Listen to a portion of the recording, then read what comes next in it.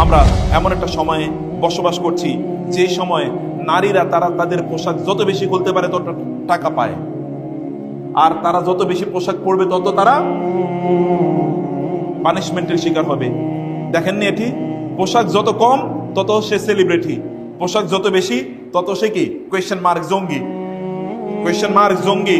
এখন দেখাই যাবে জঙ্গি মানে হচ্ছে ওই যে বোরকা পরিহিতা অথবা কালো হিজাব বা নেকাব অথবা পর্দা অথবা বোরকা পরিহিতা, এরকম তাকে দেখানো হবে কি জঙ্গি। কিন্তু আপনি কোনোদিন দেখেছেন যে অর্ধ উলঙ্গ কোন নারীকে জঙ্গি হিসেবে দেখানো হয়েছে? ও তো সবচেয়ে বড় জঙ্গি, ওর চেয়ে জঙ্গি অথবা ওর চেয়ে সন্ত্রাসী আর কেউ হতে পারে না এই পৃথিবীতে, কারণ হাজার হাজার মানুষকে ও ধ্বংস করে দিয়েছে। কিন্তু তাকে সেলিব্রেট করা হয় এবং তাকে বলা হয় সেলিব্রিটি, তাকে বলা হয় মডেল। মডেল মানে তো আপনারা বুঝেন অন্যের জন্য অনুসরণীয়, তাকে বলা হয় অনুসরণীয়। সে যদি অনুসরণীয় হয় তাহলে অন্যদের অবস্থা কি হওয়া উচিত? তাহলে শয়তানের অবস্থা কি হওয়া উচিত?